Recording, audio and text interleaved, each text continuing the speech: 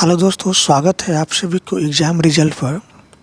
दोस्तों, आज की वीडियो में हम पढ़ेंगे क्लास 8 का साइंस। और इसमें जो जो वस्तुनिष्ठ प्रश्न दिया हुआ है चैप्टर 1 से लेकर के चैप्टर 11 तक, वो सभी वस्तुनिष्ठ प्रश्न को चैप्टर वाइज आज की वीडियो में हम पढ़ेंगे। ठीक है, तो दोस्तों क्लास 8 का जो साइंस है उसमें टोटल 19 चैप्टर है। तो आज हम चैप्टर 1 से लेकर के चैप्टर 8 तक का क्वेश्चन आंसर्स ठीक है पढ़ेंगे, और बचा हुआ क्वेश्चंस को अगले वीडियो में हम कवर करेंगे, क्योंकि वीडियो लंबी हो जाएगी।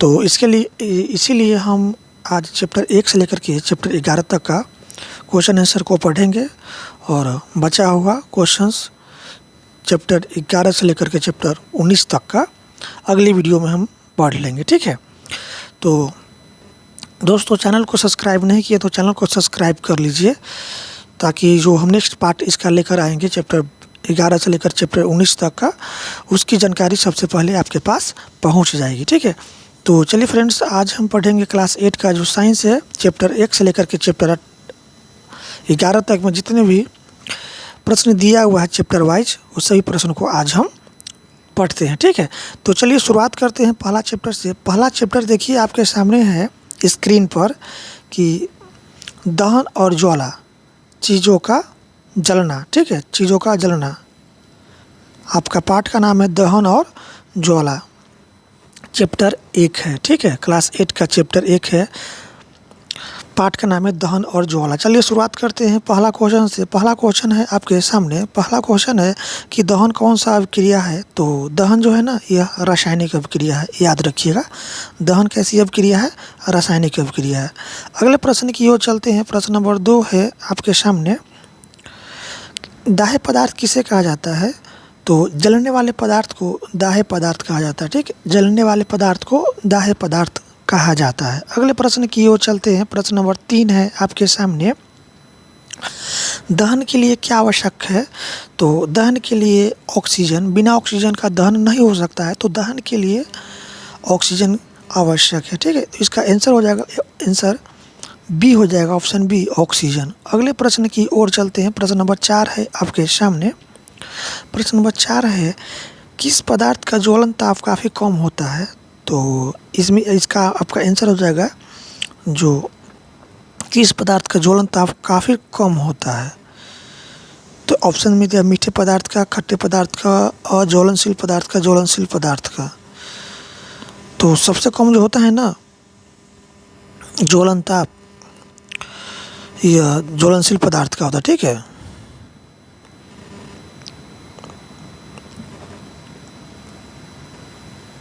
अगले प्रश्न की ओर चलते हैं। प्रश्न नंबर 5 है आपके सामने। प्रश्न नंबर 5 है, जिसमें पदार्थ तेजी से जलने लगता है उसे क्या कहा जाता है।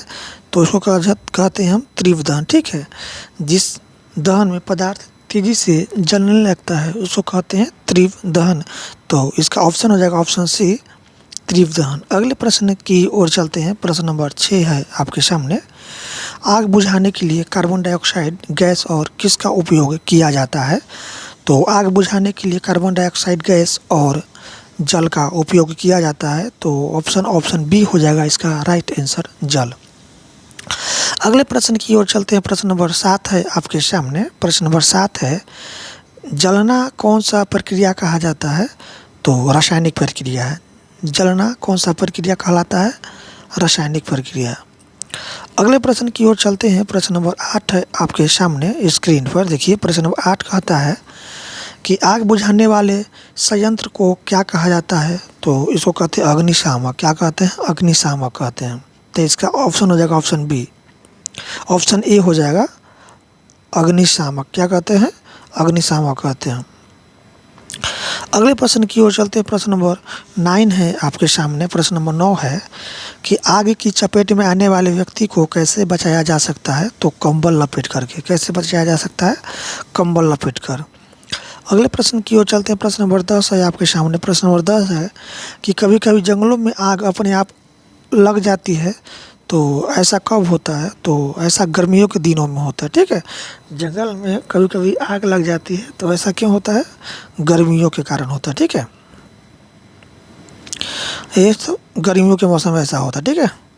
अगले प्रश्न की ओर चलते हैं। प्रश्न नंबर 11 है आपके सामने। प्रश्न नंबर 11 है कि दहन कितने प्रकार के होता है? तो दहन 3 प्रकार के होता है। कितने प्रकार के होता है? 3 प्रकार के। तो इसका राइट आंसर हो जाएगा ऑप्शन बी 3। अगले प्रश्न की ओर चलते हैं। प्रश्न नंबर 12 है आपके सामने। प्रश्न नंबर 12 कहता है कि वायु में फास्फोरस का जलना क्या कहलाता है? तो यह कहलाता है स्वतः दहन, ठीक है। वायु को फास्फोरस में जलना क्या कहलाता है? स्वतः दहन कहलाता है। तो इसका राइट ऑप्शन हो जाएगा ऑप्शन बी स्वतः दहन। अगले प्रश्न की ओर चलते हैं। प्रश्न नंबर 13 है आपके सामने। माचिस को जलाने के लिए उसका कहाँ रगड़ा जाता है? तो लाल फास्फोरस पर, ठीक है। माचिस में कौन सा फास्फोरस होता है? लाल फास्फोरस होता है। तो माचिस को जलाने के लिए उसको हम लाल फास्फोरस पर रगड़ते हैं। तो इसका ऑप्शन हो जाएगा ऑप्शन सी लाल फास्फोरस। अगले प्रश्न की ओर चलते हैं। प्रश्न नंबर 14 है आपके सामने। पेट्रोल का ज्वलन ताप किसके ज्वलन ताप से कम होता है? तो ये आपका हो जाएगा आंसर ऑप्शन बी पानी के, ठीक है। पानी का ज्वलन ताप जो है ना कम होता है और पेट्रोल का ज्वलन ताप अधिक होता है। तो इसका आंसर हो जाएगा पानी, ठीक है। अगले प्रश्न की ओर चलते हैं। प्रश्न नंबर 15 है आपके सामने। प्रश्न नंबर 15 है ऊष्मा प्रकाश एवं ध्वनि पैदा होती है। ऊष्मा प्रकाश एवं ध्वनि पैदा होती है, क्या कहलाती है? तो यह कहलाता है आपका विस्फोट। तो इसका राइट ऑप्शन हो जाएगा ऑप्शन ए विस्फोट, ठीक है। विस्फोट होता है तो उसमें ऊष्मा प्रकाश एवं ध्वनि क्या होता है? पैदा होता है। तो इसका ऑप्शन हो जाएगा विस्फोट, ठीक है। ऑप्शन ए विस्फोट। अगले प्रश्न की ओर चलते हैं। प्रश्न नंबर 16 है आपके सामने। दहन के उपरांत आग की जो लपटें निकलती है क्या कहलाती है? तो यह कहलाता है ज्वाला। तो इसका ऑप्शन हो जाएगा ऑप्शन बी राइट आंसर ज्वाला, ठीक है। अगले प्रश्न की ओर चलते हैं। प्रश्न नंबर 17 है आपके सामने। प्रश्न नंबर 17 है कि मोमबत्ती किसका मिश्रण होता है? तो यह होता है हाइड्रोजन और कार्बन का। हाइड्रोजन और कार्बन का मिश्रण होता है मोमबत्ती। तो इसका ऑप्शन हो जाएगा ऑप्शन सी हाइड्रोजन और कार्बन। तो इस तरह से चैप्टर 1 में जितने भी प्रश्न दिया हुआ था आपका SCERT और NCERT बुक का, वो सभी समाप्त हुआ। अब हम चलते हैं अगले चैप्टर। हमारा अगला चैप्टर है चैप्टर 2 और चैप्टर का नाम है बिजली और भूकंप, प्रकृति के 2 भयानक रूप। तो दोस्तों अधिक से अधिक वीडियो को शेयर करते रहिए, क्योंकि शेयर करना आपकी काम है। तो आप शेयर करते रहिए, ठीक है। तो चलिए पढ़ते हैं अगला चैप्टर, चैप्टर 2 पाठ का नाम है बिजली और भूकंप। चलिए इस चैप्टर में जो दिया हुआ प्रश्न है उसको पढ़ते हैं। पहला प्रश्न से स्टार्ट करते हैं। पहला प्रश्न है आपके सामने कि बादलों में आवेश के एकत्रित होने से क्या पैदा होता है? तो त्वरित पैदा होता है। बादलों में आवेश एकत्र होने से त्वरित पैदा होता है। तो इसका ऑप्शन बी हो जाएगा राइट आंसर त्वरित। अगले प्रश्न की ओर चलते हैं। प्रश्न नंबर 2 है आपके सामने। प्रश्न नंबर 2 है कहता है वस्तुओं को आपस में रगड़ से क्या उत्पन्न होता है? तो विद्युत उत्पन्न होता है। वस्तुओं को आपस में रगड़ से क्या उत्पन्न होता है? विद्युत उत्पन्न होता है, ठीक है। अगले प्रश्न की ओर चलते हैं। प्रश्न नंबर 3 है आपके सामने कि जब आवेश गति करते हैं तो कौन सी धारा बनती है? तो विद्युत धारा। आवेश गति करती है तो कौन सा धारा बनती है? विद्युत धारा बनती है। तो राइट ऑप्शन हो जाएगा ऑप्शन ए विद्युत धारा। अगले प्रश्न की ओर चलते हैं। प्रश्न नंबर 4 है आपके सामने। पृथ्वी की बाह्य परत को क्या कहा जाता है? तो इसको कहते हैं भूपर्पटी। पृथ्वी की बाहरी परत क्या कहलाती है? भूपर्पटी कहलाती है। अगले प्रश्न की ओर चलते हैं। प्रश्न नंबर 5 है आपके सामने। बादलों में रगड़ के कारण उत्पन्न होने वाली विद्युत की उपस्थिति को किसने दर्शाया? देखिए बादलों में रगड़ के कारण उत्पन्न होने वाली विद्युत की उपस्थिति को किसने दर्शाया? तो यह दर्शाने वाला था बेंजामिन। तो इसका राइट ऑप्शन हो जाएगा ऑप्शन डी बेंजामिन। बेंजामिन ने ही वायु में रगड़ के कारण उत्पन्न होने वाली विद्युत धारा को दर्शाया था। तो इसका राइट ऑप्शन हो जाएगा option B option D Benjamin. अगले प्रश्न की ओर चलते हैं। प्रश्न 6 है आपके सामने। प्रश्न नंबर 6 कहता है सजातीय आवेश एक दूसरे को क्या करती है? तो यह करता है आपका विकर्षण। सजातीय आवेश एक दूसरे को विकर्षित करता है। तो ऑप्शन इसका सी राइट आंसर होगा, विकर्षण। ठीक है। अगले प्रश्न की ओर चलते हैं। प्रश्न नंबर 7 है आपके सामने। प्रश्न नंबर 7 कहता है कि भूकंप की तीव्रता का मापन किससे किया जाता है? तो यह क्या आता है? रिएक्टर। ठीक है। भूकंप की तीव्रता मापने वाले यंत्र को कहते हैं रिएक्टर, और इसकी मापन जो है ना रिएक्टर में किया जाता है। तो इसका राइट ऑप्शन हो जाएगा ऑप्शन ए, रिएक्टर। भूकंप की तीव्रता किस में मापा जाता है? रिएक्टर में। आप इतना बात याद रखिएगा। ठीक है। अगले प्रश्न की ओर चलते हैं। प्रश्न नंबर 8 है आपके सामने। प्रश्न नंबर 8 कहता है विजातीय आवेश एक दूसरे को क्या करता है? तो यह करता है आकर्षित। ठीक है। विजातीय आवेश एक दूसरे को आकर्षित करता है। तो इसका राइट ऑप्शन हो जाएगा ऑप्शन डी, आकर्षित। अगले प्रश्न की ओर चलते हैं। प्रश्न नंबर 9 है आपके सामने। पृथ्वी की भूपर्पटी के भीतर गहराई में गड़बड़ी के कारण क्या उत्पन्न होता है? तो यह उत्पन्न होता है आपका भूकंप। ठीक है। पृथ्वी की भूपर्पटी के भीतर गहराई में गड़बड़ी के कारण क्या उत्पन्न होता है? तो इसका राइट ऑप्शन हो जाएगा ऑप्शन बी, भूकंप। अगले प्रश्न की ओर चलते हैं। अगला प्रश्न आपके स्क्रीन पर है। अगला प्रश्न क्या कह रहा है, पढ़िए। अगला प्रश्न है आपके सामने। प्रश्न नंबर 10 है पृथ्वी की परत विभिन्न टुकड़ों में विभाजित है, जिसमें प्रत्येक टुकड़े को क्या कहा जाता है? तो उसको कहते हैं प्लेट। ठीक है। पृथ्वी की परत विभिन्न टुकड़ों में विभाजित है, जिसमें प्रत्येक टुकड़े को क्या कहा जाता है? प्लेट कहा जाता है। तो इसका राइट ऑप्शन हो जाएगा ऑप्शन सी, प्लेट। अगले प्रश्न की ओर चलते हैं। प्रश्न नंबर 11 है आपके सामने। प्रश्न नंबर 11 कहता है आवेशों के पृथ्वी तक आ जाने की क्रिया को क्या कहा जाता है? तो यह कहते हैं आपको विद्युत विसर्जन। ठीक है। क्या कहते हैं? विद्युत विसर्जन कहते हैं। आवेशों के पृथ्वी तक आ जाने की प्रक्रिया कहलाता है आपका विद्युत विसर्जन। तो इसका राइट ऑप्शन हो जाएगा ऑप्शन बी, विद्युत विसर्जन। ठीक है। अगले प्रश्न की ओर चलते हैं। प्रश्न नंबर 12 है आपके सामने। बरसात में आसमान में तेज रोशनी की चमक क्या कहलाती है? तो यह कहलाता है आपका तरित। ठीक है। तो इसका राइट ऑप्शन हो जाएगा ऑप्शन बी, तरित। बरसात के दिनों में आसमान में तेज जो रोशनी होती है उसको क्या कहा जाता है? तरित कहा जाता है। इतना आप याद रखिएगा। अगले प्रश्न की ओर चलते हैं। प्रश्न नंबर 13 है आपके सामने। प्रश्न नंबर 13 कहता है आवेश कितने प्रकार के होते हैं? तो 2 प्रकार के होते हैं। ठीक है। आवेश कितने प्रकार के होते हैं? 2 प्रकार के होते हैं। तो इसका राइट ऑप्शन हो जाएगा ऑप्शन ए, 2 प्रकार के। अगले प्रश्न की ओर चलते हैं। अगला प्रश्न आपके सामने है। प्रश्न नंबर 14 कहता है किसी आवेशित वस्तु आवेश को पृथ्वी में भेजने की प्रक्रिया क्या कहा जाता है? ठीक है। किसी आवेशित वस्तु को पृथ्वी में भेजने की प्रक्रिया क्या कहलाता है? तो यह कहलाता है आपका भूसंपर्कन। भूसंपर्कन कहलाता है किसी आवेशित वस्तु को पृथ्वी में भेजने की प्रक्रिया। ये इतना बात याद रखिएगा। ठीक है। तो इसका राइट ऑप्शन हो जाएगा ऑप्शन डी, भूसंपर्कन। अगले प्रश्न की ओर चलते हैं। प्रश्न नंबर 15 है आपके सामने। प्रश्न 15 कह रहा है फसल पकने के बाद उसे काटने की विधि क्या कहलाता है?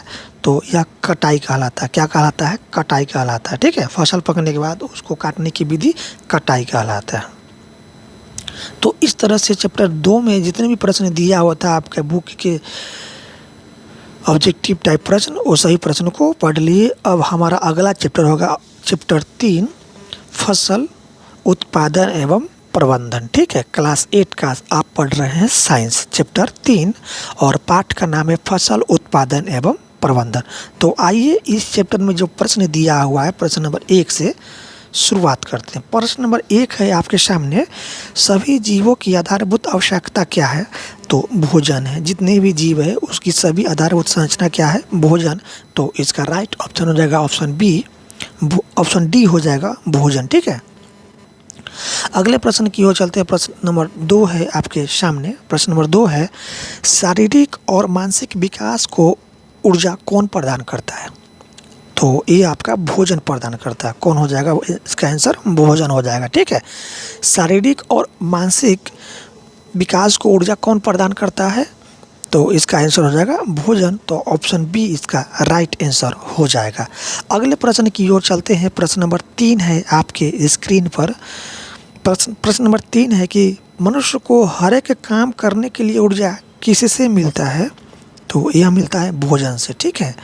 मनुष्य को हर एक काम करने के लिए ऊर्जा किससे मिलता है, तो यह मिलता है आपका भोजन से। तो इसका राइट आंसर हो जाएगा ऑप्शन सी, भोजन से। अगले प्रश्न की ओर चलते हैं। प्रश्न नंबर 4 है आपके सामने। प्रश्न नंबर 4 कह रहा है कृषि प्रधान देश किसे कहा जाता है, तो भारत को। भारत क्या है, कृषि प्रधान देश है, तो भारत को कृषि प्रधान देश कहा जाता है। इतना बात आप याद रखिएगा, भारत एक कृषि प्रधान देश है। अगले प्रश्न की ओर चलते हैं। प्रश्न नंबर 5 है आपकी स्क्रीन पर। प्रश्न नंबर 5 कह रहा है खेतों में उगाए जाने वाले पौधों को क्या कहा जाता है, तो यह कहलाता है फसल। खेतों में उगाए जाने वाले पौधों को क्या कहा जाता है, फसल कहा जाता है। तो इसका राइट ऑप्शन हो जाएगा ऑप्शन डी, फसल। अगले प्रश्न की ओर चलते हैं। प्रश्न नंबर 6 है आपके सामने। प्रश्न नंबर 6 कह रहा है फ्रेंड्स वर्षा ऋतु में उपजाई जाने वाली फसलें कौन है, तो ये आपका खरीफ फसल है, और खरीफ फसल में आपका आ जाता है धान, ठीक है। तो वर्षा ऋतु में उपजाई जाने वाली फसल खरीफ फसल होता है। तो इसका राइट ऑप्शन हो जाएगा ऑप्शन बी, खरीफ। अगले प्रश्न की ओर चलते हैं। अगला प्रश्न आपका 7 है शीत ऋतु में उपजाई जाने वाली फसल को क्या कहा जाता है, तो रबी कहलाता है। जैसे गेहूँ जो, ठीक है, गेहूँ रबी फसल है, तो यह शीत ऋतु में उपजाई जाने वाली फसल है। तो इसका राइट ऑप्शन हो जाएगा ऑप्शन ए, रबी। अगले प्रश्न की ओर चलते हैं आपके सामने। अगला प्रश्न है प्रश्न नंबर 8। प्रश्न नंबर 8 कहता है फ्रेंड्स, चलिए पढ़ते हैं प्रश्न नंबर 8 को। प्रश्न नंबर 8 कहलाता है, क्या कहलाता है देखिए। प्रश्न नंबर 8 है आपके स्क्रीन पर। प्रश्न नंबर 8 है कि अवशिष्ट पदार्थों को सूक्ष्मजीवों द्वारा कार्बनिक पदार्थों में अपघटित करने से तैयार की गई खाद को क्या कहा जाता है। अवशिष्ट पदार्थों को सूक्ष्मजीवों द्वारा कार्बनिक पदार्थ में अपघटित करने से तैयार की गई खाद यह आपका कहलाता है कंपोस्ट। क्या कहलाता है, कंपोस्ट कहलाता है। तो इसका राइट ऑप्शन हो जाएगा ऑप्शन सी, कंपोस्ट, ठीक है। अगले प्रश्न की ओर चलते हैं। प्रश्न नंबर 9 है आपके सामने। प्रश्न नंबर 9 है किसानों का मित्र किसे कहा जाता है, तो केचुओं को किसानों का मित्र कहा जाता है। तो इसका राइट ऑप्शन हो जाएगा ऑप्शन डी, केचुए, ठीक है। केचुए को किसानों का मित्र कहा जाता है। इतना बात आप याद रखिएगा, ठीक है। अगले प्रश्न की ओर चलते हैं। प्रश्न नंबर 10 है आपके सामने। प्रश्न नंबर 10 कहता है फ्रेंड्स कि फसलदार पौधों को पानी देने को सबसे अच्छा तरीका है ड्रिप, ठीक है, ड्रिप है। फसलदार पौधों को पानी देने की सबसे अच्छा तरीका क्या है, तो ये आपका है ड्रिप। तो इसका राइट ऑप्शन हो जाएगा ऑप्शन सी, ड्रिप हो जाएगा, ठीक है, ड्रिप। अगले प्रश्न की ओर चलते हैं। प्रश्न नंबर 11 है आपके सामने। मटर कौन सा फसल है, तो मटर है रबी फसल, ठीक है, मटर है रबी फसल। इतना बात आप याद रखिएगा। तो मटर जो है ना रबी फसल है, तो इसका राइट ऑप्शन हो जाएगा ऑप्शन ए, रबी। अगले प्रश्न की ओर चलते हैं। प्रश्न नंबर 12 है आपके सामने। खरपतवार हटाने को क्या कहा जाता है, तो निराई, ठीक है। खरपतवार हटाने को निराई कहा जाता है। तो इसका ऑप्शन डी हो जाएगा राइट आंसर। अगले प्रश्न की ओर चलते हैं। प्रश्न नंबर 13 है आपके सामने। उर्वरकों का उत्पादन कहाँ होता है, तो ये तो कल कारखानों में होता है। तो इसमें तो कल कारखाना ऑप्शन दिया हुआ नहीं है, तो इसका आंसर हो जाएगा इनमें से कोई नहीं, ठीक है, इनमें से कोई नहीं। अगले प्रश्न की ओर चलते हैं। प्रश्न नंबर 14 है आपके सामने। प्रश्न नंबर 14 है कि कटाई के यंत्र को क्या कहा जाता है, तो हार्वेस्टर। कटाई के यंत्र को क्या कहा जाता है, हार्वेस्टर कहा जाता है। तो इसका राइट ऑप्शन हो जाएगा ऑप्शन बी, हार्वेस्टर। अगले प्रश्न की ओर चलते हैं। अगला प्रश्न है आपके सामने। अगला प्रश्न है कि पौधे, पत्तियां तथा अन्य जैव अवशेष से प्राप्त पदार्थ को क्या कहा जाता है, तो इसको कहते हैं कार्बनिक खाद, ठीक है। पत्तियां, पौधे, पत्तियां, अन्य जीव अवशेषों से प्राप्त पदार्थ यह आपका कार्बनिक खाद कहलाता है। तो इसका राइट ऑप्शन हो जाएगा ऑप्शन डी, कार्बनिक खाद। अगले प्रश्न की ओर चलते हैं। तो यहाँ पर प्रश्न समाप्त हुआ। चैप्टर 3 में जितने भी प्रश्न दिया हुआ था वो समाप्त हुआ। तो दोस्तों अधिक से अधिक वीडियो आप शेयर करते रहिए, ठीक है। शेयर करना ये आपके काम है, तो अधिक से अधिक आप शेयर करते रहिए। अगला चैप्टर पढ़ेंगे अब। अगला चैप्टर आपका है कपड़े तरह तरह के, रेसे तरह तरह के, ठीक है। ये आपका चैप्टर 4 है क्लास 8 का, ठीक है। क्लास 8 का साइंस का चैप्टर 4 है कपड़े तरह तरह के, रेसे तरह तरह के। तो आइए शुरुआत करते हैं, लगाते हैं पहला क्वेश्चन आपके सामने। पहला क्वेश्चन है मानव की मौलिक आवश्यकताओं में भी है तो कपड़ा। मानव की मौलिक आवश्यकताओं में कपड़ा भी है, तो इसका राइट ऑप्शन रहेगा ऑप्शन सी, कपड़ा।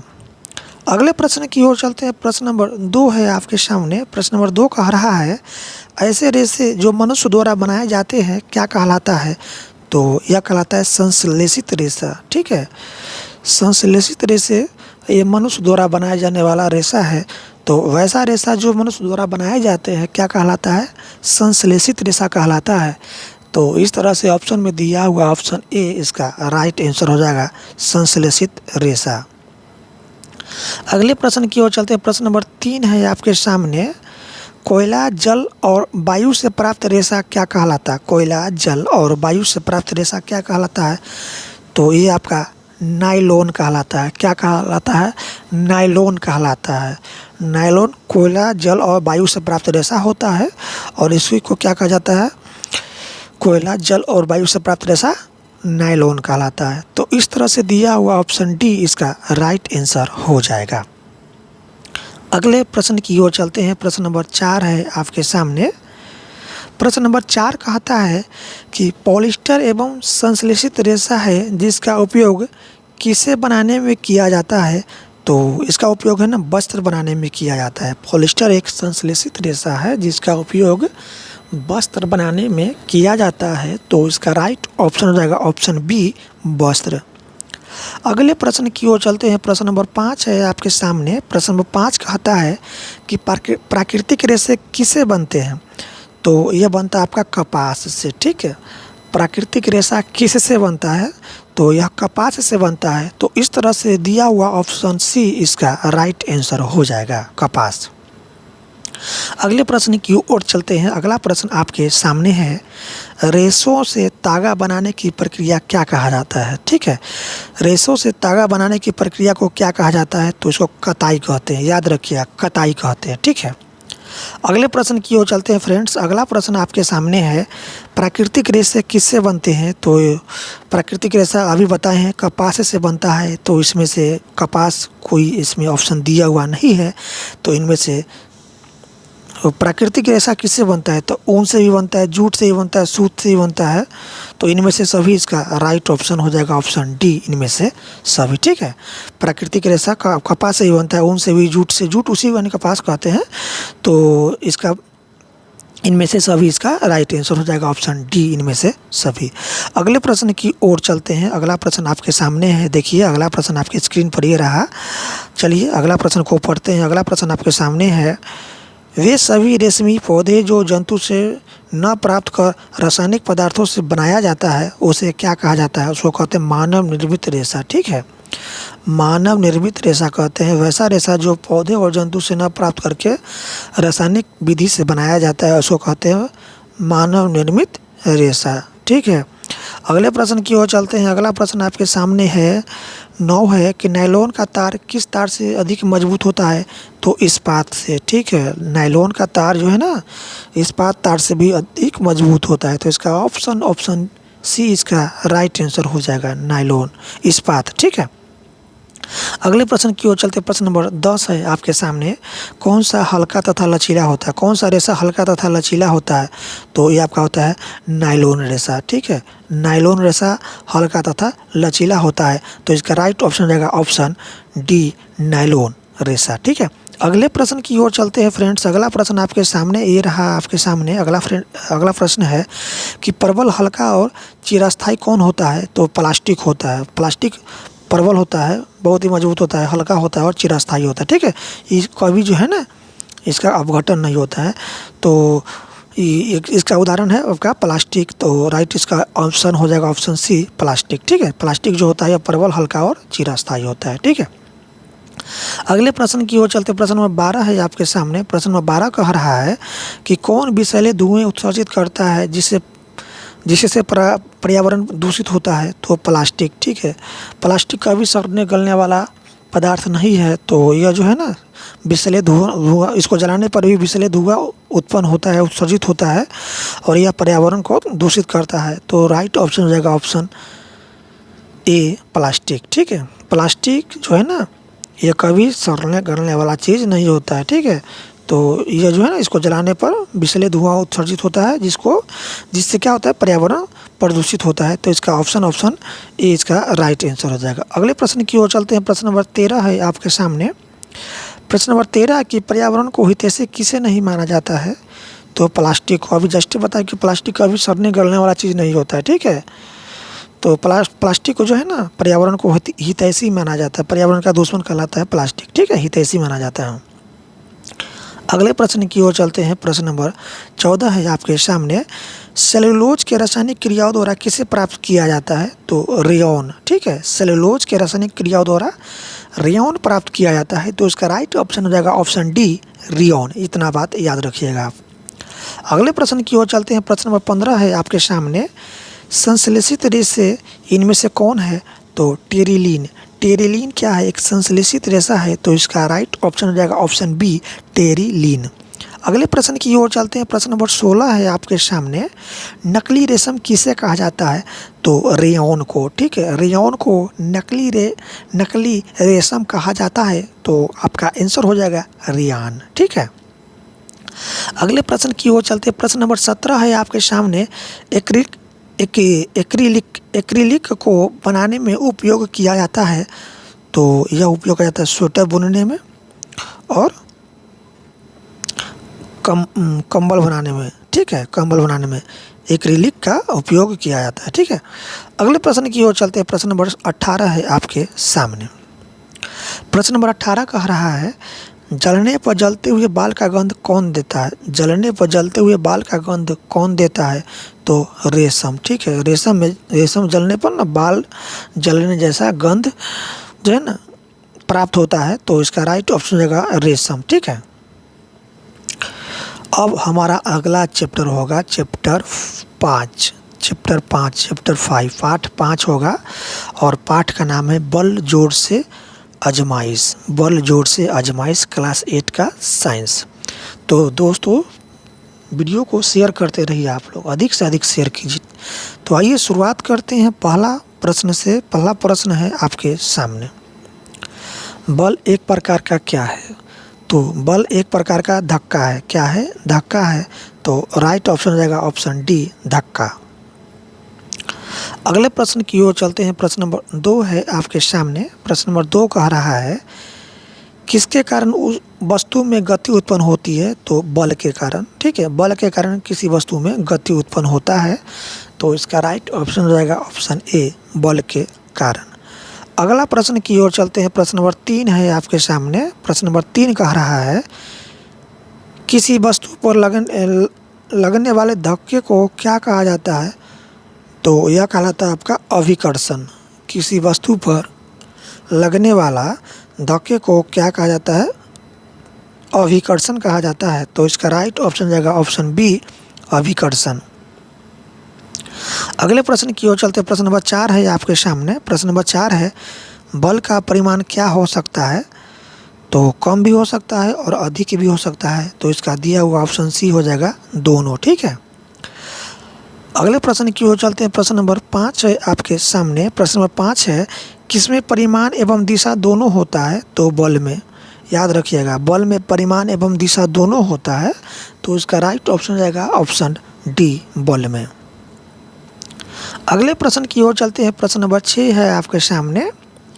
बल का मात्रक क्या होता है? तो बल का मात्रक न्यूटन होता है। बल का मात्रक क्या होता है? न्यूटन होता है। तो इसका राइट ऑप्शन हो जाएगा ऑप्शन ए, न्यूटन। अगला प्रश्न की ओर चलते हैं। अगला प्रश्न आपके सामने है बल लगाने पर किसी वस्तु की आकृति में क्या होता है? तो परिवर्तन हो सकता है। बल लगाने पर किसी वस्तु की आकृति में क्या होता है? तो परिवर्तन हो सकता है, ठीक है। तो इसका राइट ऑप्शन हो जाएगा ऑप्शन सी, परिवर्तन हो सकता है। अगले प्रश्न की ओर चलते हैं। अगला प्रश्न आपके सामने है, बल मुख्यतः कितने प्रकार के होता है? तो 2 प्रकार के। कितने प्रकार के होता है? 2 प्रकार के। अगले प्रश्न की ओर चलते हैं। प्रश्न नंबर 9 है आपके सामने, हमारी मांसपेशियों की क्रिया स्वरूप लगने वाले बल को क्या कहा जाता है? तो पेशीय बल कहा जाता है। हमारे मांसपेशियों के क्रिया स्वरूप लगने वाले बल को पेशीय बल कहलाता है।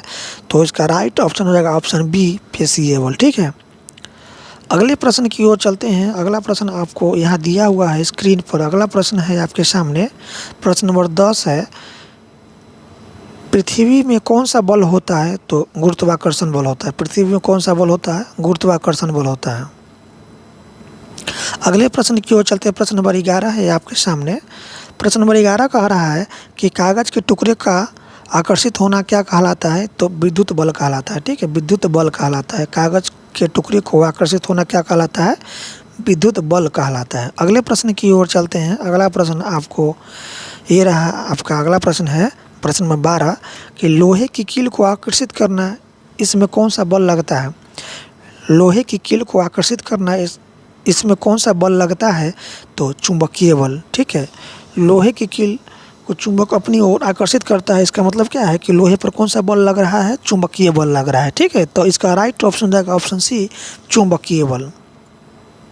चलिए अगला प्रश्न की ओर चलते हैं। प्रश्न नंबर 13 है आपके सामने, ऊष्मा उत्पन्न होना में कौन सा बल होगा? तो घर्षण बल। ठीक है, ऊष्मा उत्पन्न होना कौन सा बल है? यह घर्षण बल है। तो इसका राइट ऑप्शन जाएगा ऑप्शन बी, घर्षण बल।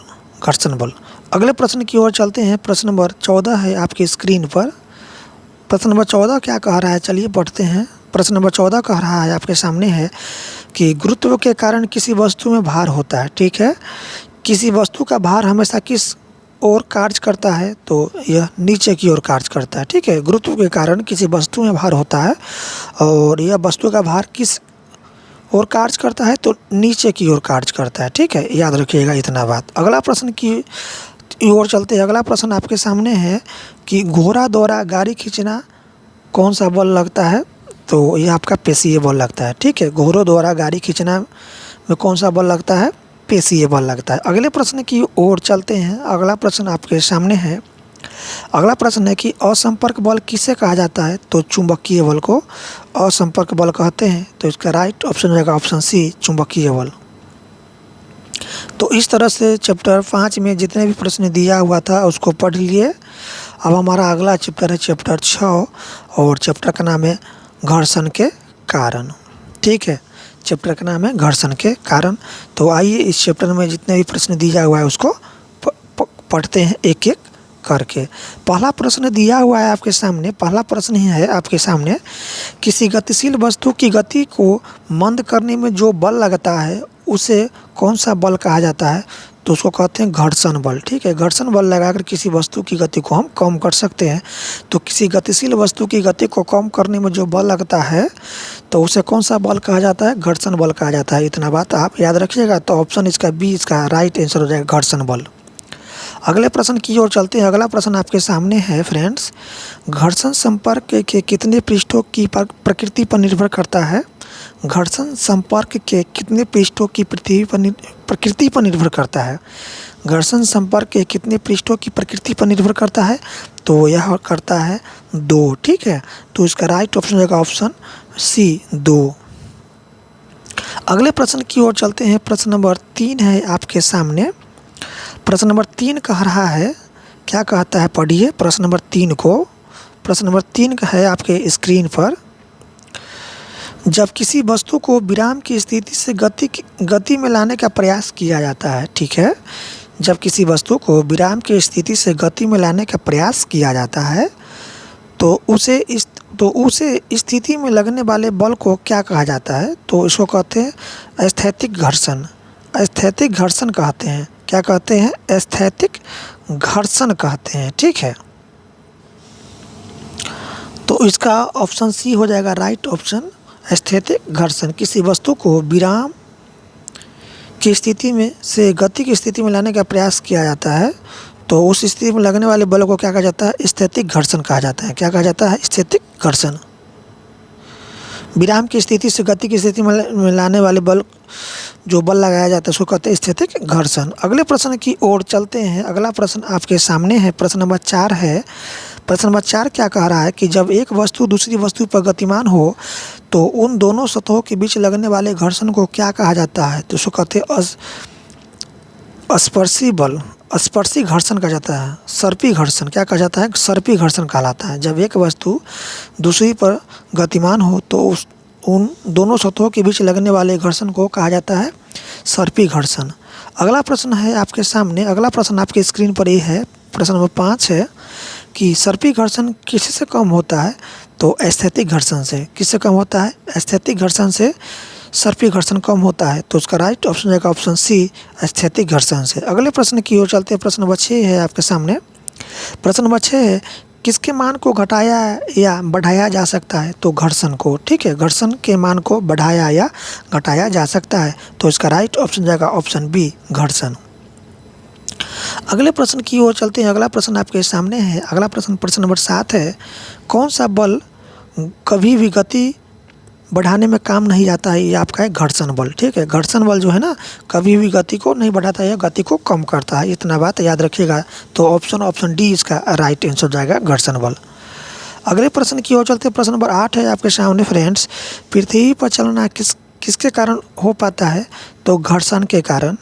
घर्षण के कारण ही पृथ्वी पर हम चलते हैं। ठीक है, तो पृथ्वी पर चलना किसके कारण हो पाता है? तो यह घर्षण के कारण होता है। तो इसका राइट ऑप्शन जाएगा ऑप्शन यहाँ पर हो जाएगा ऑप्शन डी, घर्षण के कारण।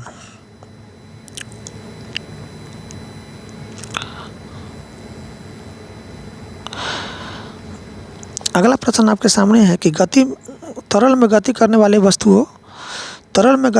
वस्तुओं को उचित आकृति प्रदान करके किस बल को कम किया जाता है? तो आपका घर्षण बल। ठीक है, क्या हो जाएगा? घर्षण बल। अगले प्रश्न की ओर चलते हैं। प्रश्न नंबर 10 है आपके सामने। प्रश्न नंबर 10 है कि पूर्णतः समाप्त किससे किया नहीं जा सकता है? तो पूर्णतः समाप्त जो है ना घर्षण को नहीं किया जा सकता। ठीक है, पूर्णतः किसे समाप्त नहीं किया जा सकता है? तो घर्षण को। अगला प्रश्न है आपके सामने। अगला प्रश्न है कि घर्षण के अभाव में किसकी कल्पना नहीं किया जा सकता है? तो जीवन की। ठीक है, घर्षण के अभाव में किसकी कल्पना नहीं किया जा सकता है? तो जीवन का। तो इसका राइट ऑप्शन जाएगा ऑप्शन डी, जीवन की। अगले प्रश्न की ओर चलते हैं। प्रश्न नंबर 12 है आपके सामने कि गतिशील गेंद की गति को मंद कौन सा बल करता है? तो यह करता है आपका घर्षण बल। ठीक है, तो इसका राइट ऑप्शन जाएगा ऑप्शन ए, घर्षण बल। अगले प्रश्न की ओर चलते हैं। प्रश्न नंबर 13 है आपके सामने। समतल सतह पर कौन सा बल नहीं के बराबर होता है? तो यह आपका होता है घर्षण बल। ठीक है, तो इसका राइट ऑप्शन जाएगा ऑप्शन सी, घर्षण बल। अगले प्रश्न की ओर चलते हैं। प्रश्न नंबर 14 है आपके सामने। गेंद कच्ची सड़क पर कम दूरी तय करती है क्योंकि कच्ची सड़क पर कौन सा बल अधिक लगता है? तो घर्षण बल अधिक लगता है। तो इसका राइट ऑप्शन जाएगा ऑप्शन बी, घर्षण बल। अगले प्रश्न की ओर चलते हैं। प्रश्न नंबर 15 है आपके सामने। घर्षण वह बल है जो गति का क्या करता है? तो यह करता है विरोध करता है। क्या करता है? विरोध करता है। अगले प्रश्न की ओर चलते हैं। प्रश्न नंबर 16 है आपके सामने। तरल घर्षण को क्या कहा जाता है? तो कर्षण कहा जाता है। क्या कहलाता है? कर्षण कहते हैं तरल घर्षण को। तो इस तरह से चैप्टर 6 में जितने भी प्रश्न दिया हुआ था उसको पढ़ लिए। अब हमारा अगला चैप्टर होगा चैप्टर 7, सूक्ष्म जीवों का संसार सूक्ष्मदर्शी द्वारा आंखों देखा। ये आपका चैप्टर 7 अब शुरुआत होगा क्लास 8 का साइंस का। ठीक है, तो आइए लगाते हैं पहला क्वेश्चन आपके सामने है। पहला क्वेश्चन है चैप्टर 7 का जो दिया हुआ पहला क्वेश्चन है आपके सामने। प्रश्न है पहला, ऐसे जीव जिन्हें खुली आंखों से नहीं बल्कि सिर्फ यंत्र की सहायता से देखा जा सके उन्हें कौन सा जीव कहा जाता है? तो इसको कहते हैं सूक्ष्म जीव। क्या कहते हैं? सूक्ष्म जीव। सूक्ष्म जीव को हम नंगी आंखों से नहीं देख सकते हैं, उसको देखने के लिए एक विशेष प्रकार के यंत्र का प्रयोग किया जाता है जिसको कहते हैं सूक्ष्मदर्शी। तो सूक्ष्मदर्शी इसका राइट ऑप्शन हो जाएगा। सूक्ष्मदर्शी। ठीक है, सूक्ष्म जीव को हम नंगी आंखों से नहीं देख सकते, इसको देखने के लिए एक विशेष प्रकार की यंत्र का उपयोग किया जाता है, जिसको कहते हैं सूक्ष्मदर्शी। अगले प्रश्न की ओर चलते हैं। प्रश्न नंबर 2 है आपके स्क्रीन पर। प्रश्न नंबर 2 कह रहा है आपके सामने है, सूक्ष्म जीव उत्पन्न होते हैं, सूक्ष्म जीव अत्यंत होते हैं, तो यह बहुत ही छोटा होता है। ठीक है, अत्यंत छोटा होता है। अगले प्रश्न की ओर चलते हैं। प्रश्न नंबर 3 है आपके सामने। प्रश्न नंबर 3 का हालात यहाँ पर है आपके सामने कि सूक्ष्म जीवों को देखने के लिए और इसका अध्ययन करने के लिए विशेष यंत्र होता है, जिसे कहते हैं सूक्ष्मदर्शी। सूक्ष्म जीव को देखने के लिए और इसका अध्ययन करने के लिए एक विशेष यंत्र होता है, जिसको कहते हैं सूक्ष्मदर्शी। अगले प्रश्न की ओर चलते हैं। प्रश्न नंबर 4 है आपके सामने, सूक्ष्म जीवों को मुख्यतः कितने भागों में बांटा गया है? तो इसको बांटा गया 4 भागों में। कितने भागों में? 4 भागों में बांटा गया है। अगले प्रश्न की ओर चलते हैं। अगला प्रश्न आपके सामने है कि कौन एक कोशिकीय होता है? तो जीवाणु। क्या होता है? जीवाणु एक कोशिकीय होता है, तो इसका राइट ऑप्शन रहेगा ऑप्शन बी, जीवाणु। अगले प्रश्न की ओर चलते हैं। अगला प्रश्न आपके सामने है। अगला प्रश्न नंबर 6 है कि जीवाणु कहाँ विद्यमान होता है? तो यह शरीर में विद्यमान होता है, तो इसका राइट ऑप्शन रहेगा ऑप्शन ए, शरीर में। अगला प्रश्न आपके सामने है फ्रेंड्स। अगला प्रश्न है, प्रश्न नंबर 7 है कि जीवाणु से होने वाले प्रमुख रोग कौन कौन है? तो प्लेग, हैजा और क्षय, टाइफाइड और टेटनस, ये सभी जो है ना जीवाणु से होने वाला रोग है, तो इसका राइट ऑप्शन रहेगा ऑप्शन डी, इनमें से सभी। अगले प्रश्न की ओर चलते हैं। प्रश्न नंबर 8 है आपके सामने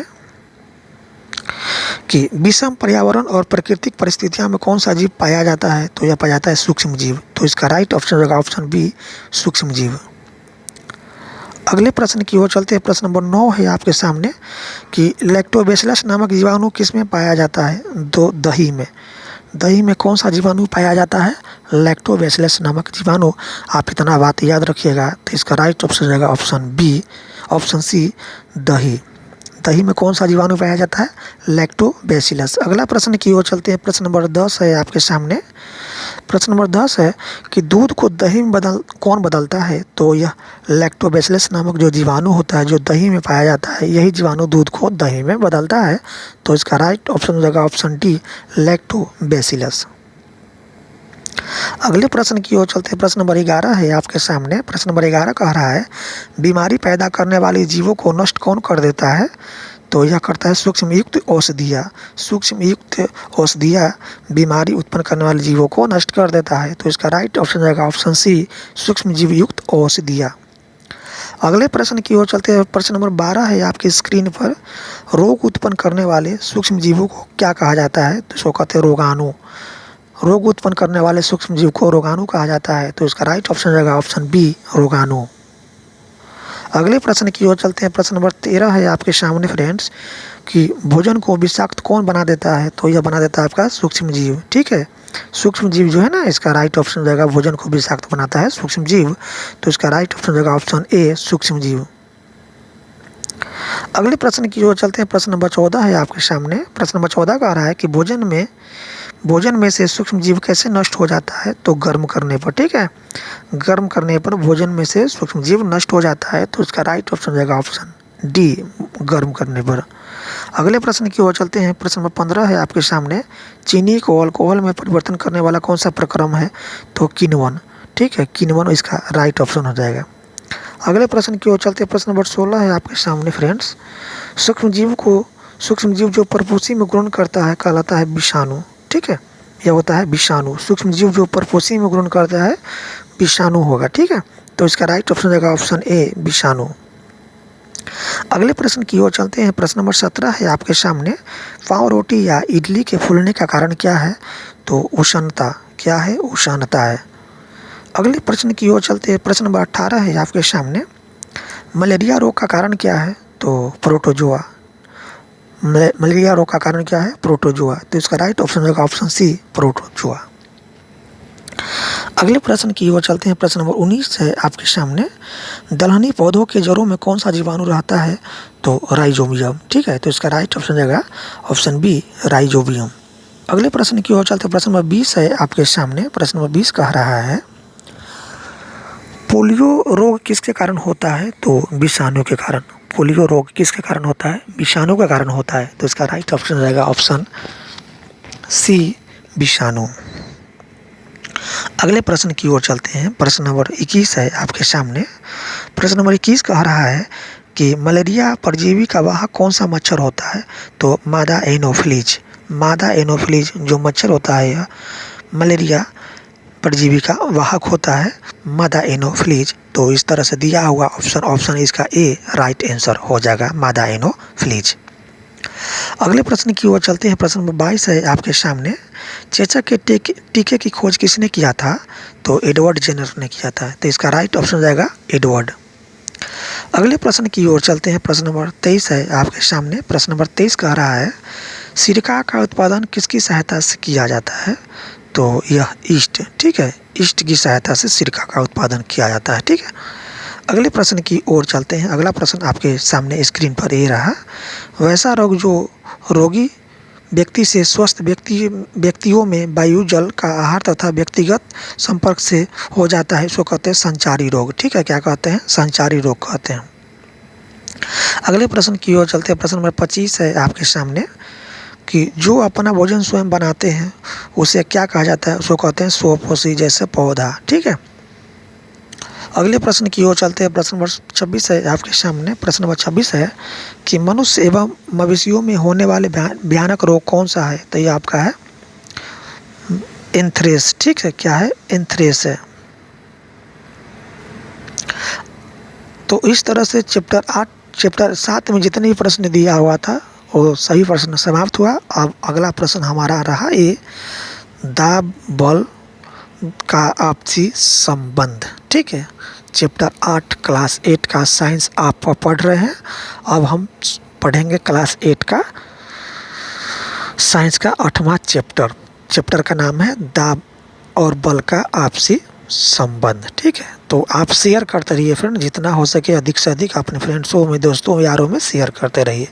चलिए लगाते हैं पहला प्रश्न आपके सामने। चैप्टर 8 का पहला प्रश्न है किसी वस्तु की विरामावस्था या गत्यावस्था में परिवर्तन कौन लाता है? तो ये आपका बल लाता है। कौन लाता है? बल। तो इसका राइट ऑप्शन रहेगा ऑप्शन ए, बल। अगले प्रश्न की ओर चलते हैं। प्रश्न नंबर 2 है आपके सामने। प्रश्न नंबर 2 कह रहा है बल का मात्रक न्यूटन होता है, इसे किससे सूचित किया जाता है? तो एन से, ठीक है। बल का मात्रक न्यूटन होता है और इसको किससे सूचित किया जाता है? तो एन से सूचित किया जाता है। तो इसका ऑप्शन बी हो जाएगा, एन, ठीक है। याद रखिएगा इतना बात, ठीक है। बल का मात्रक जो होता है न्यूटन होता है और इसको किससे सूचित किया जाता है? तो एन से सूचित किया जाता है, ठीक है। अगले प्रश्न की ओर चलते हैं। प्रश्न नंबर 3 है आपके सामने। प्रश्न नंबर 3 कह रहा है किस में परिमाण और दिशा दोनों होता है? तो बल में, ठीक है। बल में परिमाण और दिशा दोनों होता है। अगले प्रश्न की ओर चलते हैं। प्रश्न नंबर 4 है आपके सामने। प्रश्न नंबर 4 कहता है किसी पृष्ठ के प्रति एकांक क्षेत्रफल पर लगने वाले बल को क्या कहा जाता है? किसी पृष्ठ के प्रति एकांक क्षेत्र पर लगने वाले बल को क्या कहा जाता है? तो इसको कहते हैं दाब, ठीक है। क्या कहते हैं? दाब कहते हैं। अगले प्रश्न की ओर चलते हैं। प्रश्न नंबर 5 है आपके सामने। बल को कितने वर्गों में विभाजित किया गया है? तो यह हो गया 2 वर्गों में, ठीक है। तो इसका राइट ऑप्शन रहेगा ऑप्शन बी, 2। अगले प्रश्न की ओर चलते हैं। अगला प्रश्न आपके सामने है पदार्थों द्वारा लगाया गया दाब किसके कारण होता है? तो भार के कारण। तो इसका राइट ऑप्शन रहेगा ऑप्शन सी, भार के। अगला प्रश्न की ओर चलते हैं। प्रश्न नंबर 7 है आपके सामने। प्रश्न नंबर 7 कह रहा है कि क्षेत्रफल बढ़ाकर किसका मान घटाया जा सकता है? तो दाब का, ठीक है। क्षेत्रफल बढ़ाकर के किसका मान घटाया जा सकता है? दाब का। तो इसका राइट ऑप्शन रहेगा ऑप्शन बी, दाब का। अगले प्रश्न की ओर चलते हैं। प्रश्न नंबर 8 है आपके सामने। जल या द्रव द्वारा ऊपर की ओर लगने वाले धक्का को क्या कहा जाता है? जल या द्रव द्वारा ऊपर की ओर लगने वाले धक्का को क्या कहा जाता है? उत्प्लावन बल। क्या कहलाता है? उत्प्लावन बल कहलाता है, ठीक है। याद रखिएगा। अगले प्रश्न की ओर चलते हैं। प्रश्न नंबर 9 है आपके सामने। प्रश्न नंबर 9 है कि पृथ्वी द्वारा सही वस्तुओं पर लगाया गया आकर्षण बल कौन होता है? तो ये होता है आपका गुरुत्वाकर्षण बल, ठीक है। पृथ्वी द्वारा सही वस्तुओं पर कौन सा बल लगाया जाता है? गुरुत्वाकर्षण बल। तो ऑप्शन बी इसका राइट आंसर हो जाएगा, गुरुत्वाकर्षण बल। अगले प्रश्न की ओर चलते हैं। प्रश्न नंबर 10 है आपके सामने। प्रश्न नंबर 10 है, तरल द्वारा ऊपरमुखी बल कौन सा है? तो ये आपका है उत्प्लावकता। क्या है? उत्प्लावकता है। तो इसका राइट ऑप्शन हो जाएगा ऑप्शन बी, ऑप्शन सी, उत्प्लावन बल, उत्प्लावकता है। ठीक है, क्या है? उत्प्लावकता है।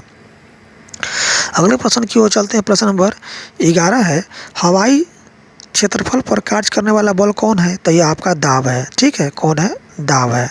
तो इसका राइट ऑप्शन हो जाएगा ऑप्शन डी, दाब। अगले प्रश्न की ओर चलते हैं। प्रश्न नंबर 12 है आपके सामने, इकाई क्षेत्रफल पर लगने वाले वायु दाब कौन है? तो ये आपका भार है। ठीक है, तो इसका राइट ऑप्शन हो जाएगा ऑप्शन सी, भार। अगले प्रश्न की ओर चलते हैं। प्रश्न नंबर 13 है आपके सामने, किसका दाब सभी दिशाओं में समान होता है? तो हवा का। ठीक है, तो इसका राइट ऑप्शन हो जाएगा हवा। अगले प्रश्न की ओर चलते हैं। प्रश्न नंबर 14 है आपके सामने। प्रश्न नंबर 14 कह रहा है, दाब की इकाई क्या होता है? तो पास्कल। दाब का इकाई क्या होता है? पास्कल। इतना बात याद रखिएगा। तो इसका राइट ऑप्शन हो जाएगा पास्कल। अगले प्रश्न की ओर चलते हैं। प्रश्न नंबर 15 है आपके सामने, ठोस द्वारा केवल किस दिशा में दाब आरोपित किया जाता है? तो नीचे की दिशा में। ठीक है, ठोस द्वारा किस दिशा में दाब आरोपित किया जाता है? तो नीचे की दिशा में। तो इसका राइट ऑप्शन हो जाएगा ऑप्शन बी, नीचे की। अगले प्रश्न की ओर चलते हैं। प्रश्न नंबर 16 है आपके सामने, जल की गहराई में दाब का मान क्या होता है? तो अधिक होता है। जल की गहराई में दाब का मान क्या होता है? अधिक होता है। अगले प्रश्न की ओर चलते हैं। प्रश्न नंबर 17 है आपके सामने दिया हुआ, पास्कल किसकी इकाई है? तो यह दाब का इकाई है। ठीक है, तो इसका राइट ऑप्शन हो जाएगा ऑप्शन डी, दाब का। अगले प्रश्न की ओर चलते हैं। प्रश्न नंबर 18 है आपके सामने फ्रेंड्स, पृथ्वी की सतह से जैसे जैसे ऊपर जाया जाता है वैसे वैसे वायु के दाब में क्या परिवर्तन होता है? तो कम होता है। ठीक है, पृथ्वी की सतह से जैसे जैसे हम ऊपर जाते हैं तो वायु का दाब क्या होता है? कम होता है। तो इसका राइट ऑप्शन हो जाएगा ऑप्शन ए, कम होता है। अगले प्रश्न की ओर चलते हैं। प्रश्न नंबर 19 है आपके सामने। प्रश्न नंबर 19 कहता है फ्रेंड्स, किसने दर्शाया कि द्रव सभी दिशाओं में दाब आरोपित करता है? तो पास्कल ने बताया था। किसने बताया था? पास्कल ने। तो उसका राइट ऑप्शन हो जाएगा ऑप्शन डी, पास्कल। अगले प्रश्न की ओर चलते हैं। प्रश्न नंबर 20 है आपके सामने। प्रश्न नंबर 20 है कि बल की माप न्यूटन की गति के किस नियम से मिलती है? तो द्वितीय नियम से। बल की माप न्यूटन की किस गति से मिलती है? तो न्यूटन की दूसरी गति यानी द्वितीय गति से बल की माप मिलता है। ठीक है, याद रखिएगा। बल की माप न्यूटन की गति के किस नियम से मिलती है? तो ये आपका द्वितीय। ठीक है। अगले प्रश्न की ओर चलते हैं। प्रश्न नंबर 21 है आपके सामने कि द्रव में दाब की माप किससे किया जाता है? तो मैनोमीटर से। द्रव में दाब की माप जो है ना, किससे किया जाता है? मैनोमीटर से। या इतना बात आप याद रखिएगा। तो इस तरह से चैप्टर 8 में जितने भी प्रश्न दिया हुआ था उसको पढ़ लिए फ्रेंड्स। अब हमारा अगला चैप्टर होगा चैप्टर 9। चैप्टर का नाम है ईंधन हमारी ज़रूरत। ठीक है, क्लास 8 का अब यहाँ पर आपका होगा चैप्टर 9। चैप्टर का नाम है ईंधन हमारी ज़रूरत। तो चलिए शुरुआत करते हैं पहला प्रश्न से। पहला प्रश्न आपके सामने ये है। पहला प्रश्न कह रहा है दोस्तों, कोई पदार्थ जो जलने पर अधिक मात्रा में ऊष्मा एवं प्रकाश उत्सर्जन करता है उसे क्या कहा जाता है? कोई पदार्थ जब जलता है तो जलने पर अधिक मात्रा में ऊष्मा और प्रकाश उत्पन्न करता है, तो वैसे पदार्थ को क्या कहा जाता है? ईंधन। क्या कहते हैं? ईंधन कहते हैं। तो इसका राइट ऑप्शन हो जाएगा ऑप्शन बी, ईंधन। अगले प्रश्न की ओर चलते हैं। प्रश्न नंबर 2 है आपके सामने। प्रश्न नंबर 2 कह रहा है, इनमें से कौन ईंधन में प्रयुक्त होता है?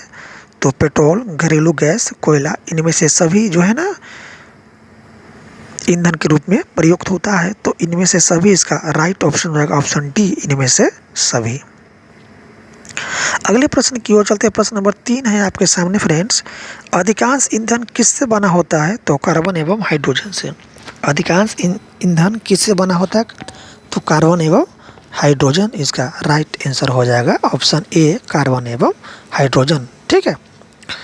अगले प्रश्न की ओर चलते हैं। प्रश्न नंबर 4 है आपके सामने फ्रेंड्स, कि प्रकृति में पाए जाने वाले ईंधन को कौन सा ईंधन कहा जाता है, तो इसको कहते हैं प्राथमिक ईंधन। ठीक है, प्राकृतिक में पाए जाने वाले ईंधन को क्या कहते हैं, प्राथमिक ईंधन कहते हैं। इतना बात आप याद रखिएगा। अगला प्रश्न, प्रश्न नंबर 5 है आपके सामने कि वैसा ईंधन जो प्राथमिक ईंधन से प्राप्त किया जाता है कौन सा ईंधन कहा जाता है, तो इसको कहते हैं द्वितीय ईंधन। ठीक है, वैसा ईंधन जो प्राथमिक ईंधन से प्राप्त किया जाता है उसको कहते हैं द्वितीय ईंधन। तो इसका राइट ऑप्शन रहेगा ऑप्शन ए, द्वितीय। अगले प्रश्न की ओर चलते हैं। प्रश्न नंबर 6 है आपके सामने, कोक को कौन सा ईंधन कहा जाता है, जो कहते हैं द्वितीय ईंधन। ठीक है, क्या कहते हैं, द्वितीय ईंधन। अगले प्रश्न की ओर चलते हैं। प्रश्न नंबर 7 है आपके सामने, तेल के कुएं से जो तेल निकलता है उसे क्या कहा जाता है, उसको कहते हैं कच्चा तेल या पेट्रोलियम। ठीक है, कच्चा तेल या पेट्रोलियम कहते हैं। अगले प्रश्न की ओर चलते हैं। प्रश्न नंबर 8 है आपके सामने, डीजल या पेट्रोल कौन सा स्रोत में आते हैं, तो ये आपका प्राकृतिक स्रोत है। ठीक है, डीजल और पेट्रोल जो है ना, यह किस स्रोत में आता है, तो प्राकृतिक स्रोत है। जिसका राइट ऑप्शन हो जाएगा ऑप्शन ए, प्राकृतिक स्रोत। ठीक है, अगले प्रश्न की ओर चलते हैं। प्रश्न नंबर 9 है आपके सामने फ्रेंड्स। प्रश्न नंबर 9 कह रहा है कि वायु में गर्म करने पर कोयला जलता है। ठीक है, वायु में गर्म करने पर कोयला जलता है तथा मुख्य रूप से कौन सा गैस उत्पन्न होता है, तो कार्बन डाइऑक्साइड। ठीक है, वायु में कोयला को जब गर्म किया जाता है तो मुख्य रूप से कौन सा गैस उत्पन्न होता है, तो कार्बन डाइऑक्साइड। ठीक है, वायु में गर्म करने पर कोयला जलता है, कोयला को जलने से क्या निकलता है, आपका कार्बन डाइऑक्साइड। ठीक है, अगले प्रश्न की ओर चलते हैं। प्रश्न नंबर 10 है आपके सामने, कोयले के प्रक्रमण द्वारा कोक बनाते समय कौन सा गैस प्राप्त होता है, तो कोल गैस। ठीक है, कोल गैस प्राप्त होता है। कोयले के प्रक्रमण द्वारा कोक बनाते समय कौन सा गैस प्राप्त होता है, कोल गैस। तो इसका राइट ऑप्शन हो जाएगा ऑप्शन डी, कोल गैस। अगले प्रश्न की ओर चलते हैं। प्रश्न नंबर 11 है आपके सामने फ्रेंड्स कि इनमें से कौन जीवाश्म ईंधन है, तो कोयला और पेट्रोलियम ये क्या है, जीवाश्म ईंधन है। तो इसका राइट ऑप्शन हो जाएगा ऑप्शन सी, दोनों। कोयला पेट्रोलियम क्या है, जीवाश्म ईंधन है, याद रखिएगा। इनमें कौन समाप्त होने वाला ईंधन नहीं है, तो बी और सी, सौर ऊर्जा और पवन ऊर्जा, ये दोनों कभी समाप्त होने वाला ईंधन नहीं है। तो इसका राइट ऑप्शन हो जाएगा ऑप्शन डी, बी और सी। अगले प्रश्न की ओर चलते हैं। प्रश्न नंबर 13 है आपके सामने फ्रेंड्स, कोलतार उत्पाद करता है, तो कोयला। कोलतार से क्या उत्पाद होता है, कोयला। तो इसका राइट ऑप्शन हो जाएगा ऑप्शन ए, कोयला। अगले प्रश्न की ओर चलते हैं। प्रश्न नंबर 14 है आपके सामने, वाहनों के लिए सबसे कम प्रदूषक ईंधन कौन है, तो ये आपका सीएनजी है। ठीक है, वाहनों के लिए सबसे कम प्रदूषक ईंधन कौन है, सीएनजी। अगले प्रश्न की ओर चलते हैं। प्रश्न नंबर 15 है आपके सामने। प्रश्न नंबर 15 है, कोक किसका शुद्ध रूप है, तो कार्बन का। ठीक है, कार्बन का शुद्ध रूप, कोक किसका शुद्ध रूप है, कार्बन का। ठीक है, तो इसका राइट ऑप्शन हो जाएगा ऑप्शन डी, कार्बन का। अगले प्रश्न की ओर चलते हैं। प्रश्न नंबर 16 है आपके सामने फ्रेंड्स, कौन सा विभिन्न पदार्थों का मिश्रण है, तो कोलतार। ठीक है, कोलतार इसका राइट ऑप्शन हो जाएगा ऑप्शन सी, कोलतार। अगले प्रश्न की ओर चलते हैं। प्रश्न नंबर 17 है आपके सामने, लकड़ी कौन सा ईंधन है, तो ये आपका है प्राथमिक ईंधन। ठीक है, लकड़ी कौन सा ईंधन है, प्राथमिक ईंधन है। तो इसका राइट ऑप्शन हो जाएगा ऑप्शन ए, प्राथमिक ईंधन। अब हमारा अगला चैप्टर होगा चैप्टर 10। ठीक है, अगला चैप्टर आपका चैप्टर 10, विद्युत धारा के रासायनिक प्रभाव। ठीक है, ये आपका चैप्टर 10 है। आप पढ़ रहे हैं क्लास 8 का साइंस, और दोस्तों अधिक से अधिक हमारे वीडियो शेयर करते रहिए। ठीक है, शेयर करना आपका काम है, शेयर करते रहिए। चलिए शुरुआत करते हैं, लगाते हैं पहला क्वेश्चन। इस पाठ का पहला प्रश्न लगाते हैं आपके सामने। पहला प्रश्न है कि जिन पदार्थों से होकर विद्युत धारा आसानी से प्रवाहित होती है उसे क्या कहा जाता है, उसको कहते हैं विद्युत का सुचालक। जिस पदार्थ से होकर विद्युत धारा आसानी से प्रवाहित होता है उसको कहते हैं विद्युत का सुचालक। तो इसका राइट ऑप्शन हो जाएगा ऑप्शन बी, विद्युत का सुचालक। अगले प्रश्न की ओर चलते हैं। अगला प्रश्न आपके सामने है, जिन पदार्थों से होकर विद्युत धारा आसानी से प्रवाहित नहीं होती है उसे क्या कहा जाता है, उसको कहते हैं विद्युत का कुचालक। तो इसका राइट ऑप्शन हो जाएगा ऑप्शन ए, विद्युत का कुचालक। अगले प्रश्न की ओर चलते हैं। अगला प्रश्न आपके सामने है, रबर किसका कुचालक है, तो यह विद्युत का रबर जो है ना कुचालक होता है। तो इसका राइट ऑप्शन हो जाएगा ऑप्शन सी, विद्युत का।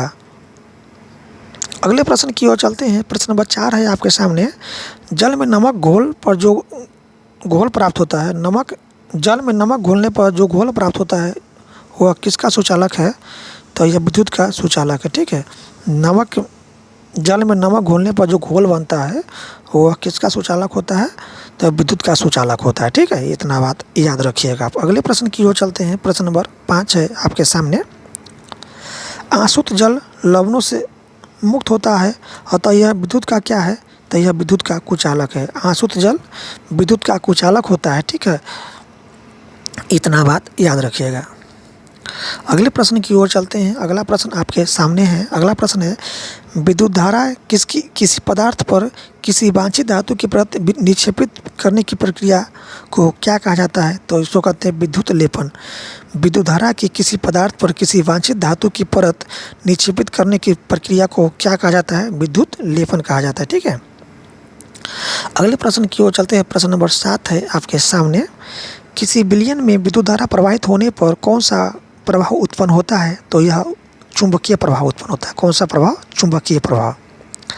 अगले प्रश्न की ओर चलते हैं। प्रश्न नंबर 8 है आपके सामने कि वांछित धातु को किसी पदार्थ पर निक्षेपित करना क्या कहलाता है? विद्युत लेपन। अगले प्रश्न की ओर चलते हैं। प्रश्न नंबर 9 है आपके सामने। प्रश्न नंबर 9 है कि विद्युत चालन करने वाला अधिकांश द्रव किसका विलयन होता है? तो यह होता है आपका धन का और ऋण के। ठीक है, इसका राइट ऑप्शन जाएगा ऑप्शन डी, ए और बी दोनों। अगले प्रश्न की ओर चलते हैं। प्रश्न नंबर 10 है आपके सामने। प्रश्न नंबर 10 कह रहा है कि विद्युत चालन करने वाला अधिकांश द्रव किसके विलयन होता है? तो अम्ल और क्षार के। अम्ल और क्षार के। इसका ऑप्शन डी हो जाएगा, ऑप्शन डी, अम्ल और क्षार का। अगले प्रश्न की ओर चलते। प्रश्न नंबर 11 है आपके सामने कि लोहे पर किसका लेपन होता है? तो यह होता है क्रोमियम के। ठीक है, लोहे पर किसका लेपन होता है? क्रोमियम के। तो इसका राइट ऑप्शन हो जाएगा ऑप्शन सी, क्रोमियम के। अगले प्रश्न की ओर चलते हैं। प्रश्न नंबर 12 है आपके डिस्प्ले पर। प्रश्न नंबर 12 कह रहा है कि संस्थित धातु पर किसका लेपन होता है? तो ये होता है आपका सोना का और चांदी का। ठीक है, संस्थित धातु पर किसका लेपन होता है? सोना और चांदी का। तो इसका ऑप्शन सी हो जाएगा, ए और बी दोनों। अगले प्रश्न की ओर चलते हैं। अगला प्रश्न आपके सामने फ्रेंड्स, किस जल में किसी तरह के लवण नहीं पाया जाता है? तो शुद्ध जल में। ठीक है, शुद्ध जल में किसी तरह का लवण नहीं पाया जाता है। तो इसका राइट ऑप्शन हो जाएगा ऑप्शन डी, शुद्ध जल में। अगले प्रश्न की ओर चलते हैं। अगला प्रश्न आपके सामने है कि किसी चालक से विद्युत धारा आवेश की प्रवाह को दर को क्या कहा जाता है? तो इसको कहते हैं विद्युत धारा। किसी चालक से विद्युत आवेश की प्रवाह को क्या कहा जाता है? विद्युत धारा कहा जाता है। ठीक है, अगले प्रश्न की ओर चलते हैं। प्रश्न नंबर 15 है आपके सामने। क्या विद्युत धारा प्लास्टिक से प्रवाहित होती है? नहीं, विद्युत धारा प्लास्टिक से प्रवाहित नहीं होती, क्योंकि विद्युत धारा प्लास्टिक का जो ना कुचालक, प्लास्टिक जो होता है ना विद्युत का कुचालक होता है। तो विद्युत धारा प्लास्टिक से प्रवाहित नहीं होता है। तो इसका राइट ऑप्शन हो जाएगा नहीं। अगले प्रश्न की ओर चलते हैं। प्रश्न नंबर 16 है आपके सामने। क्या लोहा से विद्युत धारा प्रवाहित होती है? हाँ, लोहा विद्युत का सुचालक है, इसलिए लोहा से विद्युत धारा प्रवाहित होती है। अगले प्रश्न की ओर, अब यहाँ पर हमारा अगला चैप्टर होगा और लास्ट चैप्टर है आपका चैप्टर 11, प्रकाश का खेल। चलिए पढ़ते हैं, इसमें जो दिया हुआ प्रश्न उसको पढ़ते हैं। पहला प्रश्न आपके सामने है। पहला प्रश्न है कि जीव जंतुओं एवं पेड़ पौधों के लिए क्या अति आवश्यक है? तो प्रकाश। जीव जंतु और पेड़ पौधे सभी के लिए क्या आवश्यक है? प्रकाश। तो इसका राइट ऑप्शन हो जाएगा ऑप्शन ए, प्रकाश। अगला प्रश्न आपके सामने है। प्रश्न नंबर 2 है, कौन एक प्रकार का ऊर्जा है? तो प्रकाश। प्रकाश क्या है? एक प्रकार का ऊर्जा है। तो इसका राइट ऑप्शन हो जाएगा ऑप्शन डी, प्रकाश। अगले प्रश्न की ओर चलते हैं। प्रश्न नंबर 3 है आपके सामने। किसी परावर्तक पृष्ठ पर पड़ने वाली प्रकाश की किरण को क्या कहा जाता है? इसको कहते हैं आपतित किरण। ठीक है, किसी परावर्तक पृष्ठ पर पड़ने वाली प्रकाश की किरण को कहते हैं आपतित किरण। ठीक है, अगले प्रश्न की ओर चलते हैं। प्रश्न नंबर 4 है आपके सामने। आपतित किरण और अभिलंब के बीच के कौन सा कोण कहा जाता है? इसको कहते हैं आपतन कोण। ठीक है, आपतित किरण और अभिलंब के बीच बने कोण को कौन सा कोण कहा जाता है? आपतन कोण कहा जाता है। ठीक है, अगले प्रश्न की ओर चलते हैं। प्रश्न नंबर 5 है आपके सामने कि परावर्तन पृष्ठ से परावर्तन के बाद वापस आने वाली प्रकाश की किरण को क्या कहा जाता है? तो इसको कहते हैं परावर्तित किरण। परावर्तक पृष्ठ से परावर्तन के बाद आपस आने वाली प्रकाश की किरण को क्या कहा जाता है? इसको कहते हैं परावर्तित किरण। अगले प्रश्न की ओर चलते हैं। प्रश्न नंबर 6 है आपके सामने। परावर्तित किरण और अभिलंब के बीच कौन सा कोण बनता है? तो यह बनता है परावर्तन कोण। ठीक है, परावर्तित किरण और अभिलंब के बीच कौन सा कोण बनता है? परावर्तन कोण बनता है। तो इसका राइट ऑप्शन हो जाएगा ऑप्शन सी, परावर्तन कोण। अगले प्रश्न की ओर चलते हैं। प्रश्न नंबर 7 है आपके सामने। परावर्तन के नियम के अनुसार आपतन कोण हमेशा किसके बराबर होता है? तो यह परावर्तन के बराबर होता है। ठीक है, परावर्तन के नियम के अनुसार आपतन कोण हमेशा किसके कोण के बराबर होता है? परावर्तन कोण के बराबर होता है। तो इसका राइट ऑप्शन हो जाएगा ऑप्शन डी, परावर्तन कोण। अगले प्रश्न की ओर चलते हैं। प्रश्न नंबर 8 है आपके सामने। प्रश्न नंबर 8 कहता है प्रकाश हमेशा किस ओर गमन करता है? तो प्रकाश हमेशा सीधी रेखा की ओर गमन करता है। तो इसका राइट ऑप्शन हो जाएगा ऑप्शन ए, सीधी रेखा में। अगले प्रश्न की ओर चलते हैं। प्रश्न नंबर 9 है आपके सामने। प्रश्न नंबर 9 कह रहा है हमारे नेत्र की आकृति लगभग गोलाकार है, जिसकी बाहरी आवरण कैसा होता है? तो सफ़ेद होता है। क्या ठीक है, हमारी नेत्र आकृति लगभग गोल होता है। ठीक है, हमारे नेत्र की आकृति लगभग गोल होता है, जिसकी बाहरी आवरण कैसा होता है? सफ़ेद होता है। ठीक है, अगले प्रश्न की ओर चलते हैं। प्रश्न नंबर 10 है आपके सामने। नेत्र के पारदर्शी अग्रभाग को कॉर्निया और क्या कहा जाता है? तो उसको कहते हैं स्वच्छ मेडल। ठीक है, नेत्र के पारदर्शी अग्रभाग को कॉर्निया और क्या कहा जाता है? उसको कहते हैं स्वच्छ मेडल। अगले प्रश्न की ओर चलते हैं। प्रश्न नंबर 11 है आपके सामने। कॉर्निया के पीछे गहरे रंग की पेशियाँ को क्या कहा जाता है? इसको कहते हैं आइरिस। आइरिस कहते हैं। क्या कहते हैं? आइरिस कहते हैं। ठीक है, आइरिस या आइरिस, ऑप्शन बी आइविस। कॉर्निया के पीछे गहरे रंग की पेशियाँ को क्या कहा जाता है? आइविस कहा जाता है। ठीक है, आइविस इसका राइट आंसर हो जाएगा। अगले प्रश्न की ओर चलते हैं। प्रश्न नंबर 12 है कि नेत्र की सुरक्षा के लिए भोजन में क्या होना जरूरी है? तो विटामिन। ठीक है, नेत्र की आँख की सुरक्षा के लिए भोजन में क्या होना जरूरी है? विटामिन। अगले प्रश्न की ओर चलते हैं। प्रश्न नंबर 14 है आपके सामने। अंधेरी रात में प्रकाश के अभाव में किसकी प्रक्रिया नहीं हो पाती है? तो परावर्तन की। ठीक है, अंधेरी रात में प्रकाश का जो है ना परावर्तन की प्रक्रिया नहीं हो पाता है। तो इसका राइट ऑप्शन हो जाएगा प्रकाश की, परावर्तन। अगले प्रश्न की ओर चलते हैं। प्रश्न नंबर 15 है आपके सामने। प्रश्न नंबर 15 कह रहा है दोस्त, किसी परावर्तक सतह पर पड़ने वाली प्रकाश की किरण को कौन सा किरण कहा जाता है? इसको कहते हैं आपतित किरण। क्या कहते हैं? आपतित किरण कहते हैं। तो इसका राइट ऑप्शन हो जाएगा आपतित किरण, ऑप्शन बी। किसी परावर्तक सतह पर पड़ने वाली प्रकाश की किरण को आपतित किरण कहते हैं। तो इसका राइट ऑप्शन हो जाएगा ऑप्शन बी, आपतित किरण। तो इस तरह से दिया हुआ जो प्रश्न था चैप्टर 1 से लेकर के चैप्टर 11 तक में जितने भी प्रश्न दिया हुआ था फ्रेंड्स, एनसीईआरटी और एससीईआरटी दोनों किताब की, वो सभी समाप्त हुआ। अब इसमें जो चैप्टर बचता है चैप्टर 12 से लेकर के चैप्टर 19 तक, इसकी वीडियो हम कल लेकर आएंगे। तो फ्रेंड्स आप चैनल को सब्सक्राइब कर लीजिए, ताकि हम अगला पार्ट, इसका अगला चैप्टर जो है, इसका चैप्टर को जब हम वीडियो लेकर आएंगे तो इसका नोटिफिकेशन सबसे पहले आपको मिल जाएगी। तो चैनल को सब्सक्राइब कर लीजिए और अधिक से अधिक अपने दोस्तों में ज़रूर शेयर कीजिए। आप लोग शेयर नहीं करते हैं तो अधिक से अधिक शेयर कीजिए और चैनल को सब्सक्राइब कर लीजिए। ठीक है, तो कल हम लेकर आते हैं इसका जो बचा हुआ चैप्टर है, चैप्टर 12 से लेकर के चैप्टर 19 तक जो बचा हुआ इसका पार्ट है, अगला पार्ट, इसको कल लेकर हम आते हैं। तो चैनल को सब्सक्राइब कर लीजिए और अधिक से अधिक अपने दोस्तों